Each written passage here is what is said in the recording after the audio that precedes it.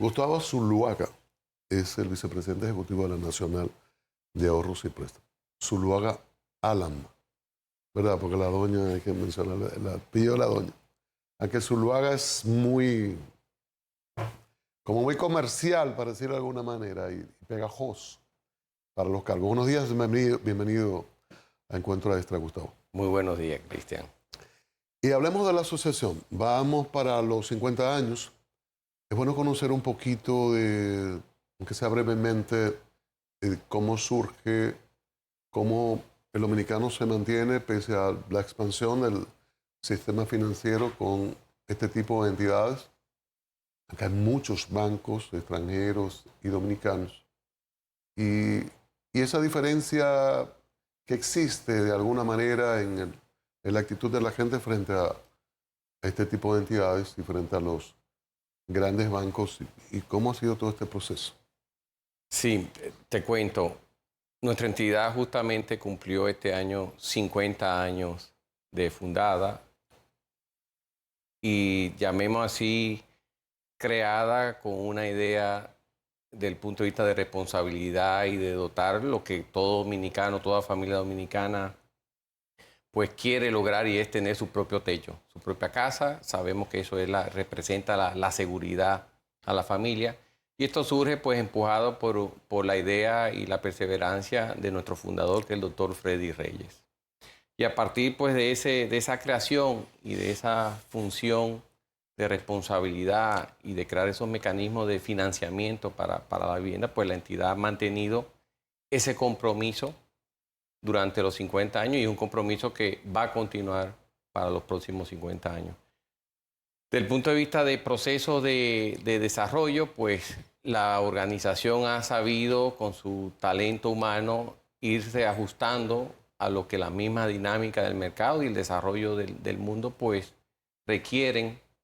Y en ese sentido, te digo que la tendencia hoy, que es el mundo digital, pues lo que hemos buscado es ese equilibrio entre lo digital y la atención personal, siempre diferenciándonos, que ha sido, llamemos así, el valor importante nuestro, que tiene que ver con la cercanía, es ofrecer servicios digitales muy parecidos y cada vez mayores que lo que hoy en día un cliente nuestro encuentra en una oficina de manera física. Pero antes de lo digital, en 50 años ha habido muchos cambios. O sea, la economía de la República Dominicana es otra. Ha habido situaciones preocupantes en el sistema financiero en los años 80, en los 90 también, a principios de este siglo. 2003, la pandemia recientemente. Y la pandemia. ¿Cómo se ha podido mantener la confianza cuando ha habido una serie de situaciones con entidades financieras importantes en la República Dominicana? Esa gente que primero tenía el dinero bajo el colchón, va a una entidad cuando ve estos problemas. ¿Cómo desde este tipo de instituciones se puede lidiar con todo eso para que la gente se pueda mantener fiel y mantener la confianza? Sí, yo te diría lo primero, y como parte de un buen gobierno corporativo, es tomar decisiones prudenciales. Siempre nosotros hemos distinguido, y el sistema financiero, que también tiene una gran fortaleza hoy en día, y sobre todo producto de esas mismas crisis que tú mismo has mencionado, pues se ha venido estructurando desde el punto de vista tanto del supervisor como del regulador, políticas y, llamemos así, procedimientos que lo que guardan es esa estabilidad y esa sostenibilidad del sistema financiero. En muchas ocasiones hemos visto pronunciamientos no solamente de los mismos reguladores, sino inclusive de calificadoras de riesgo, indicando la gran estabilidad que ha reflejado el sistema financiero, sobre todo en situaciones de crisis como la pandemia.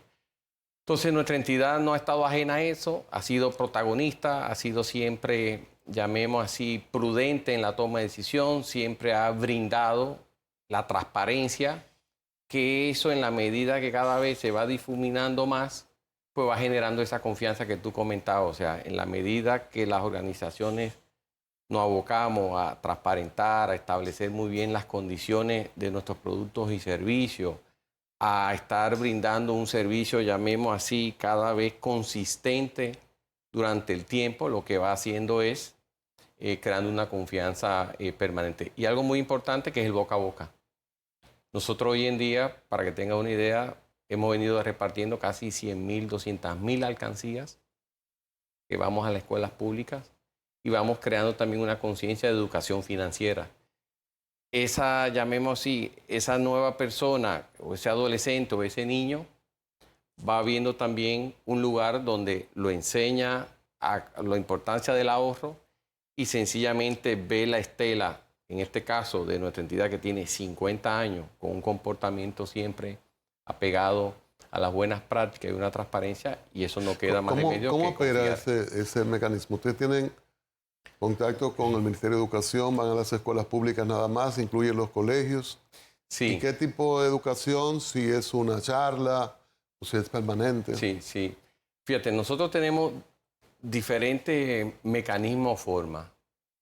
Desde que se inició nuestra entidad, siempre creamos una alcancía de ahorro. Esa alcancía, vamos a todas las escuelas públicas y privadas, y eso viene acompañado de una mascota que se llama Chelín, que es una figura que representa una alcancía, y viene también con un cuento donde no solamente fomenta al niño a través de colorear una historia, la importancia del ahorro, sino la protección del medio ambiente. Entonces nosotros vamos con nuestra fuerza de promoción, tocándole las puertas de manera directa a los colegios y ellos sencillamente nos aperturan. Eso por un lado. Lo otro es a través de, en este caso, de Supérate, que justamente la Nacional fue la entidad líder y pionera de crear, llamemos así, el modelo de cómo funciona el programa de subsidio desde el punto de vista de operativo. También, ¿qué hacemos? Nos metemos en los barrios más vulnerables, vamos casa por casa y a través de los líderes comunitarios, en coordinación con los ministerios, como en este caso, vinculado a Supérate, damos charlas educativas con unos materiales que hemos ido construyendo para también preparar y hacer unas sesiones de 2, 3 horas. Interesante. Yo siempre he dicho que por qué, y lo he dicho para fines de ahorro en dinero, pero también para los fines de una conciencia de protección ambiental, para fines del agua, porque no educamos en esa edad temprana a los muchachos. Fuéramos mejores ciudadanos, agregando también el tránsito. Pero volviendo a las entidades, esa diferencia entre las asociaciones de ahorros y préstamos, las cooperativas y los bancos, ustedes tienen una claridad, lógico, sobre los manejos y las diferencias de las entidades.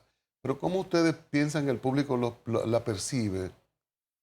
¿Percibe estas diferencias? ¿Cuándo ir a una cooperativa? Que en el pasado hay unos escarceos sobre regulación.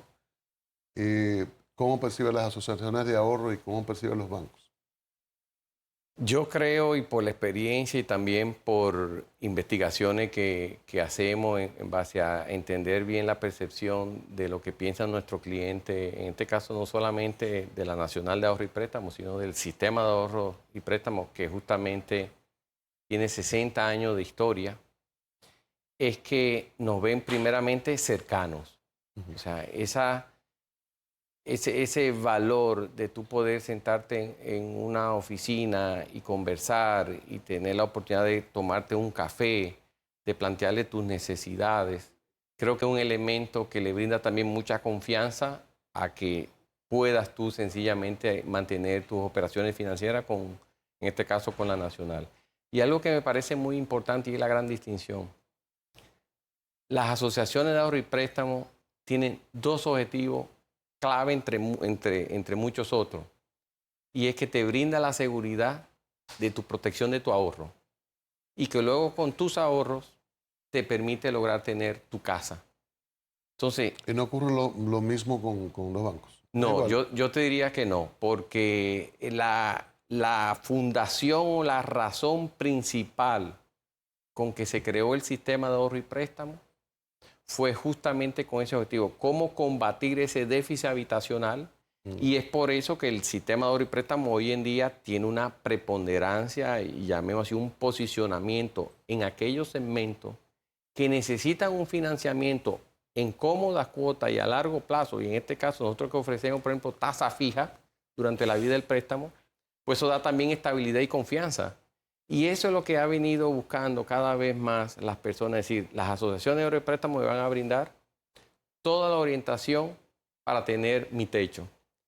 Y eso es algo que, aún a pesar de las competencias, pues el dominicano definitivamente sigue prefiriendo una asociación de ahorro y préstamo, en este caso la nacional, para pensar en tener su casa o si no, ahorrar mi chelito para luego poder satisfacer mi necesidad, no solamente de financiamiento de casa, porque hoy en día nos hemos venido diversificando también de tú emprender tu pequeño negocio, tu colmado. Entonces, nosotros ese trato cercano, ese trato familiar, por eso nuestro eslogan, somos tu centro financiero familiar, pues te hace sentirte confortable, como si estuvieras en tu casa. La, la tecnología de la información. Se comenzó a esbozar cómo están insertando los procesos de digitalización y los beneficios que esto podría aportar a la gente. Pero también en esto hay una situación de temor en un segmento del público sobre estos procesos. El que va a la asociación, una persona, digamos, de principio, muy físico, muy que le Muy gusta ver las personalizado. cosas, Sí. muy personalizado, muy de la libreta. ¿Cómo manejar este proceso cuidando esa parte cultural que tenemos los dominicanos?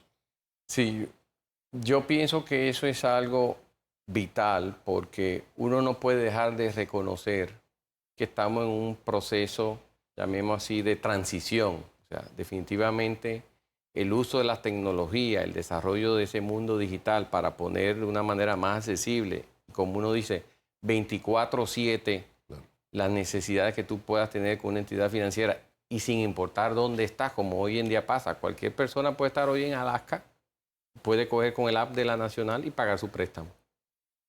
O hacer una transferencia a alguien que tenga o que tenga esa necesidad. Entonces, lo que sí estamos haciendo nosotros es sí brindarle toda esa facilidad tecnológica de una manera fácil, accesible y llamemos así de fácil entendimiento, pero también en paralelo le estamos diciendo, aquí estamos de manera presente en todas nuestras oficinas y en todas las provincias donde hoy en día nosotros nos encontramos para también brindar ese servicio personal. Entonces, la idea o la estrategia nuestra que estamos haciendo es que esta parte tecnológica que viene acompañando ese mundo personalizado está brindándole a todo aquel la opción y la decisión de irse a ese mundo digital, que sabemos que hoy en día hay una juventud o hay una generación que nace desde el día uno tecnológicamente y ahí le brindamos ese servicio. Y dos, también tenemos para aquella generación que quiere ese servicio personalizado, que quiere ver, como tú dices, la libreta. Por ejemplo, te cuento una pequeña anécdota en estos días. Estuve en una oficina y con un cliente que me acerqué a preguntarle algo. Me dijo, mire, yo tengo 40 años. Estaba cuando, me originé cuando usted estaba en la Católica y me mostró 5 libretas de ahorro. Y resulta que cada una era para depositarle a cada uno de sus nietos. Entonces, yo creo que brindarle las opciones, y creo que ese es el compromiso y es la tendencia que como entidad financiera, no solamente la nacional tenemos, sino el sistema financiero, hay que sacarle provecho definitivamente a ese tema tecnológico, donde hoy en día, por ejemplo, nosotros estamos trabajando para que tú puedas solicitar tu préstamo digitalmente y también te lo podamos desembolsar. Fíjate la facilidad que tendría para ese que quiere esa velocidad. También la ciudad se está complicando cada vez. Y ir a una distancia por más corta te toma media hora. Si hoy con un celular te brindo eso, te puede eficientizar tu tiempo. Los nativos digitales, como les llaman, no son de libretas, son De y celulares. gustan de estar, sí, el día completo con los celulares. En, en los estudios sobre ahorro en el sistema financiero en sentido general, ¿cuál es el comportamiento de ese segmento de nativos digitales, digamos, de jóvenes entre 20, 35 años? Sí, la persona, llamemos así, el adolescente o el que está iniciando esa etapa de desarrollo profesional, su comportamiento al ahorro, realmente andan buscando un mecanismo no solamente para manejar su finanza a través del celular, sino también como un medio de pago. De pago. De pago, o sea, que tú puedas ya ir hoy y en vez de tener que sacar una tarjeta física, que eso es justamente un producto que ya en las próximas semanas nosotros vamos a sacar o a lanzar, es que tú puedas con tu celular pagar. Entonces, el hecho de que ya tú tengas también un producto digital donde tú entras a Amazon, fíjate, todas esas necesidades de pago, sencillamente es la preferencia hoy en día pues de ese segmento joven. También recordemos que hoy todo el tema de los servicios de delivery, todo el hecho que tú puedas pedir, desarrollar o satisfacer tus necesidades por el celular, pues todo el mundo tiende a ese uso. Y algo que me parece también muy importante, que es otro beneficio de cómo usan ese tema digital y el impacto también en el ahorro, es la gran oportunidad que ahora te brinda los medios de pago para tú desarrollar un negocio. Pero los jóvenes están ahorrando. Yo te diría que sí. Obviamente tienen un patrón de consumo particular, pero definitivamente el segmento medio tiene que verse en la necesidad de ahorrar para un futuro que quiera hacer. Entonces, sí siguen ahorrando. Obviamente estamos viviendo una situación también de inflación ahora mismo, donde ya la capacidad del ahorro de una manera particular puede tener obviamente sus impactos, pero sí, siguen ahorrando. Si ves una mayor tendencia, si tú ahora me preguntas, ¿tienen la misma tendencia que una persona que está en una edad madura? No. La persona madura, llamemos así, más de 35, 40 años, ya está viendo más su protección a futuro y ya tú empiezas a ver que ellos, en vez de ahorrar en una cuenta de ahorro de medio de pago, empiezan a aperturar su certificado de depósito. Entonces, el ahorro que tú estás viendo es lo que nosotros llamamos un ahorro líquido, que es para tu pago, tenerlo dentro de esa cuenta de ahorro y tú sencillamente luego irlo dispensando de forma digital a medida que lo vas necesitando. Y antes de comerciales, y lo relativo a la vivienda, al apartamento en ese segmento, los estudios, ¿qué les dicen a ustedes? Sigue la demanda. ¿Qué pasa en nuestro país? Y yo creo que eso hay que partir de ahí. Hoy nosotros tenemos un déficit habitacional muy grande. Y hoy recordemos que una familia joven está viviendo rentado de un aposento que paga 12, 14 mil pesos, que con programas, por ejemplo, como el de Familia Feliz y muchos otros que también cada entidad podemos ofrecer, están entendiendo muy claramente que por eso que están pagando en un aposento donde se meten a veces 2, 3 personas, pueden obtener su propia vivienda y algo que es de ellos. Y recordemos que culturalmente el dominicano, sin importar la edad, tiende a tener su propio techo. Y ese segmento medio hacia abajo, su dignidad está en su techo. Entonces, sí sigue existiendo una gran demanda. Yo diría que hoy en día todavía mucho más. ¿Por qué? Porque cada vez más las opciones de financiamiento para tener tu propio techo son más fáciles y cada vez más tú empiezas a ver unidades que van muy dirigidas ¿a qué? A ese joven que si no está casado puede obtener un apartamento, por ejemplo, de una habitación. Entonces, ha permitido crear diferentes tipos de ofertas respondiendo a las diferentes necesidades. Bueno, vamos a comerciales, Gustavo, y luego seguiremos en esta entrevista con el vicepresidente ejecutivo de la Nacional de Ahorros y Préstamos, Gustavo Zuluaga. Continuamos este encuentro extra con Gustavo Zuluaga a la vicepresidenta ejecutiva de la Asociación Nacional de Ahorros y Préstamos. Gustavo, la situación de la República Dominicana para los negocios como la nacional, tomando en cuenta el entorno internacional, es una situación de grandes impactos por la guerra que hace Rusia en Ucrania y el involucramiento de todo el mundo. China ahora con una situación que se prevé que va a decrecer. Ese crecimiento sostenido, más de un 8, parecería que no va a pasar que no va a llegar a 3. Y hay una situación muy preocupante. En República Dominicana el gobierno hace su tarea, digamos, pero hay grandes retos para este año y quizás por los próximos 2 años. Este tipo de negocios, el sistema financiero, ¿qué retos en particular tiene a propósito de ese cuadro general y cuáles serían los caminos adecuados? Sí, yo creo, y esto definitivamente es una realidad y una preocupación, no solamente de la República Dominicana, y como muy bien tú comentaste, del mundo entero. Y yéndonos de manera directa a la República Dominicana y ya de manera particular más a la Nacional de Ahorros y Préstamos, la realidad es que el reto más grande es sobre todo el tema del desarrollo económico, porque el rol de nuestra entidad y del sistema financiero, y como todos lo sabemos, es ser un jugador muy importante en lo que es el desarrollo de la economía de un país.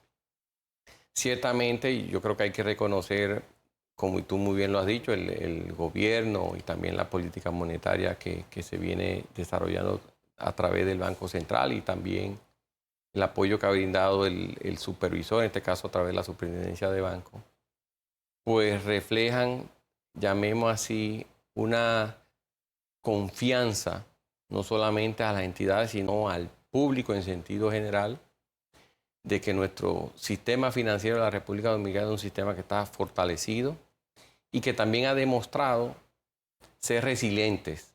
O sea, nosotros prácticamente no solamente hemos vivido varias crisis en los últimos 20 años, sino la más reciente. Y que fíjate que nuestra entidad demostró, por esa misma resiliencia, saber enfrentar la crisis y obtener una mejoría en la calificación de riesgo, lo que refleja, también así, la fortaleza, la sostenibilidad, las garantías y la manera de cómo gestionamos nuestra organización. Entonces, quizás ya respondiéndote directamente a tu pregunta, reto, yo creo que el tema de la inflación es lo que todo el mundo está enmarcado en eso. Todos sabemos la misma política monetaria. Yo creo que también las decisiones que hoy en día se han venido tomando y que han permitido una estabilidad en el tema del dólar, pues eso también ha ayudado a que el impacto de la inflación pues sea mucho menor, o el costo de la vida sea mucho menos.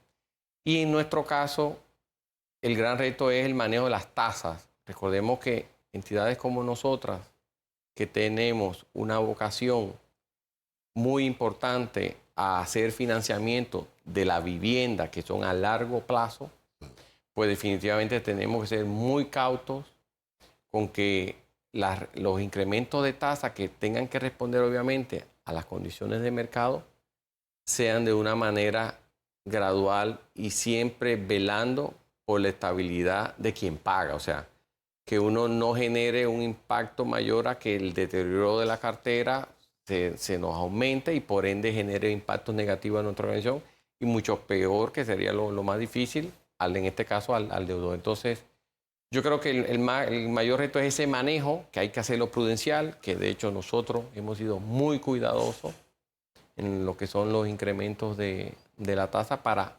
proteger, cuidar a que ese deudor que tiene su familia viviendo en su casa, pues se mantenga manejando de una manera adecuada su financiamiento. Y algo que te quería decir, que creo que es muy importante y un elemento diferenciador de nuestra entidad, es que mucha de esa cartera hipotecaria, que llamemos así, es la que tiene los montos mayores y que son a largo plazo, están a tasa fija.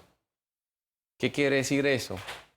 Que hoy no importa los incrementos que ha generado producto de la inflación, la persona o esa familia se ha mantenido pagando la misma cuota antes de la crisis o antes de la inflación y durante, y seguirá haciéndolo posterior. Y en ese sentido yo sí también aprovecho para decirte algo. Sí veo muy positivo el panorama ya para el próximo año. Las crisis no son para siempre. Yo creo que también las crisis han dado muy buenas oportunidades de desarrollo al sistema financiero y al país en sentido general. Y creo que ya con Dios mediante, para un próximo año, ya las condiciones del punto de vista de tasas, empecemos a ver pues unas tasas ya más estabilizadas y las oportunidades de continuar un desarrollo como lo hemos venido haciendo en los últimos 20 años, pues sencillamente se ha retomado no solamente por la República Dominicana, sino por el mundo entero. ¿Qué comentario sugiere Gustavo ese planteamiento tan fundamental en esta administración de las alianzas público-privadas? A propósito de todo el entorno económico. Yo creo que eso es clave en el desarrollo de un país y lo ha sido en muchos países. Nosotros justamente tenemos una fiduciaria donde está también muy vinculada a todo lo que es al desarrollo de lo que dicen las APP. Y definitivamente sí, yo creo que la unión del sector privado y sector público en iniciativas de desarrollo es clave. Por ejemplo, el tema vivienda, el gobierno ha estado desarrollando un programa de familia feliz, donde eso viene acompañado con una serie de subsidios, de beneficios a ese segmento vulnerable que hoy todavía no tiene un techo, en donde se le va a subsidiar parte de esa cuota y en donde nosotros las entidades financieras estamos unidos, en este caso al gobierno, a establecer condiciones de financiamiento y sobre todo evaluaciones desde el punto de vista de tomar la decisión del crédito ajustada a una persona que nunca ha tenido un historial de crédito. Por ejemplo, nosotros hoy en día tenemos una cuenta de ahorro orientada a estos segmentos donde con el solo hecho de depositar tus ahorros en un lapso de tiempo, yo lo uso para evaluarte tu capacidad de pago para que tomes el financiamiento y tengas tu casa, sin haber tenido previamente un historial. Otro tema también muy importante y van orientados también al tema de las alianzas, todo lo que tiene que ver con la diáspora. Hoy el actual gobierno está desarrollando muchas iniciativas con la diáspora. Nosotros, como la Nacional, tenemos una participación importante de financiamiento de vivienda de dominicanos en el exterior, casi un 24% de nuestra cartera hipotecaria son de dominicanos que viven en Estados Unidos, en España. Tenemos un dominicano que tiene una casa que vive en Alaska. Ofrezco. Entonces... Pero no tienen, físicamente no están en Estados Unidos. No, físicamente no tenemos presencia. Ellos a través de un tercero con un poder, pues lo representan al momento de la firma. Y bueno, y quizá ampliando más, hemos visto muchas iniciativas de alianza público-privada donde lo que entiendo y es lo que busca una economía es generar mayor valor. Yo creo que cada sector tiene su experiencia, tiene sus capacidades y unido siempre termina dando más. Así que lo veo muy positivo. Para cerrar, ¿verdad? Más distendido. O sea, todo eso es cierto y es importante. Ahora, ¿cómo en medio de todo eso aparece un individuo como otros brujos o como algunos brujos que la gente va y le lleva su dinero porque el individuo dice que lo va a multiplicar y que después de mantequilla, solo Dios? ¿Cómo eso es posible? Sí, fíjate, como uno dice, en la viña del Señor hay de todo. Y hay personas desaprensivas que se aprovechan, llamemos así, de la buena intención del ciudadano. Sí, porque usted no le va a decir ignorancia, yo sí lo puedo decir. Entonces, sí creo, y ahí viene un rol del sistema financiero, bueno, y de muchos entes vinculados a las finanzas, que tenemos que continuar con ese proceso de educación financiera, de difundir, de saber que todo el que tiene su dinero en una entidad financiera que está regulada tiene detrás todos unos organismos que están velando por la seguridad del manejo de los fondos del cliente. Entonces yo creo que en la medida que se vaya difundiendo cada vez más eso, pues las personas, llamemos así, van a estar conociendo dónde que están su verdadera seguridad. Ahora, eso como todo en la vida, siempre existirá. Creo que cada vez debe de ir siendo menos. Yo creo que en la medida que también se difundan los fracasos, Claro. los engaños, también ayuda a que la gente pues tome cabeza.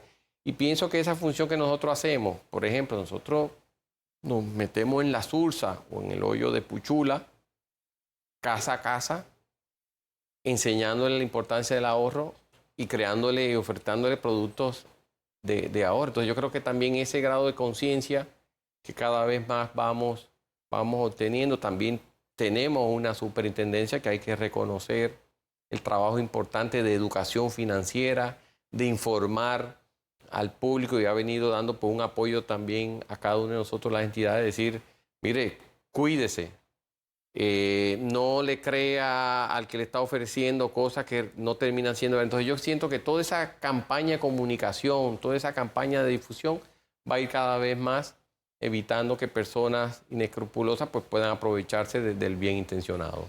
Bueno, Gustavo, gracias. A ti, Cristian, y pues a todos los que tuvieron la oportunidad de escucharnos y de vernos. Bueno, importante esta conversación con Gustavo Zuluaga Alam, vicepresidente ejecutivo de la Asociación Nacional de Ahorros y Préstamos. A ustedes también las gracias. Y la convocatoria para el próximo sábado a otro encuentro extra. Pásenla bien.